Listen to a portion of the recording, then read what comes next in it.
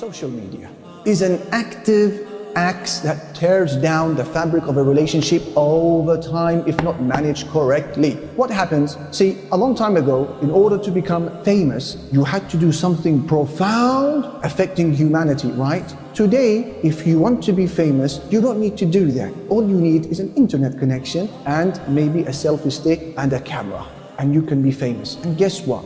The more clothes you take off, the more the likes. The more radical and crazy things we may do, the more the response rate we get. And then the greater the response rate we get, the more the dopamine, the more sense of gratification. And the more the sense of gratification, the greater the urge you will have to do more. What happens over time is that you and I will lose the ability to accept attention from one person, because our brains have become rewired to only accepting and craving attention from many people. Why 30 likes when I used to have 300 likes? Why 3,000 likes when I used to have 300 likes? And then your poor wife or your poor husband wants to sit down and have a conversation with you. You can't do it anymore. You're fidgeting, you're yearning to get back on the phone and to see who said what and who liked what.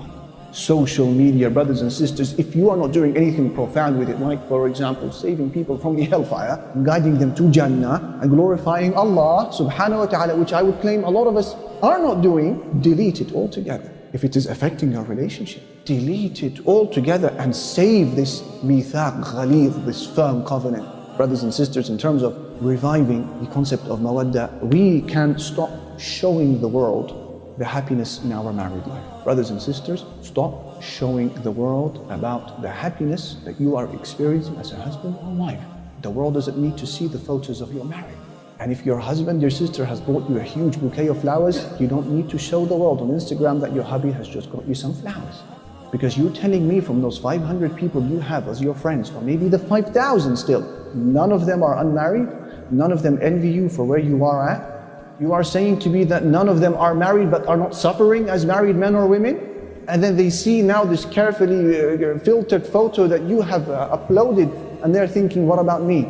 Don't you fear that an eye may affect you because the evil eye is real? Now, we don't want to take this to paranoia, brothers and sisters, but I don't doubt that many of the sudden breakdowns of relationships that seem completely unexplainable are due to the ayn. Ahmad narrates in his Musnad and Al-Hakim in his Mustadrak that the Messenger sallallahu alayhi wa sallam said, إِذَا رَأَى أَحَدُكُمْ شَيْئًا أَعْجَبَهُ فَلْيُبَرِّكْ فَإِنَّ الْعَيْنَ حَقٌّ. If any of you sees something that he admires, let him make dua for barakah, blessing, Allahumma barik lahu, or something like that. He said, because the eye is real. The eye is real.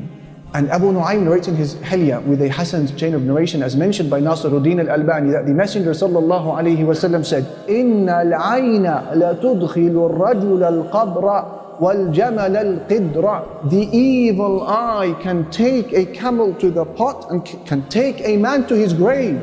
La ilaha illallah. The evil eye can kill camels. It can put them in the pot for meat, for people to eat. And it can take a man to his grave. Rather, a step further, the Messenger sallallahu alayhi wa sallam said in a terrifying hadith, إِنَّ أَكْثَرَ مَا يقضي على أناس من أمتي أو كما قال عليه الصلاة والسلام بعد قضاء الله وقدره بالأنفس عن العين. The most thing that claims the lives of people from my nation after the qadr of Allah is the evil eye. Marriage is supposed to be something private between you and your spouse. Why is it that when you have a wonderful moment with her, the very first thought that goes into my mind or yours is cyberspace? What's the best filter for this image? How am I going to get those envious eyes to look at me? And then you expect that this is something that will not require a price? Impossible, dear brothers and sisters. We have taken enemies at times, or at least the masses of people with different intentions. We have brought them into our homes. We have taken them for drives in our cars. We have shown them our dates with our spouses. We might as well pack them a suitcase. Allah subhanahu wa ta'ala wants you to cover this, dear brothers and sisters, and only show it perhaps to those few people who you know want good for you. And at times, it doesn't need to be somebody who hates you to affect you with the eye. It could be purely admiration, but they don't say the right things, and then you are stuck. Don't put yourself, dear brothers and sisters, in this corner. Put yourself outside of harm's way, and that means cover the khair that Allah Almighty has given you. Rethink your social media now as we are speaking to one another. And say the adhkar, the morning and evening remembrances, and undoubtedly this is sufficient protection. Alaysa Allahu bikafin abdahu. Allah is certainly sufficient for His servant.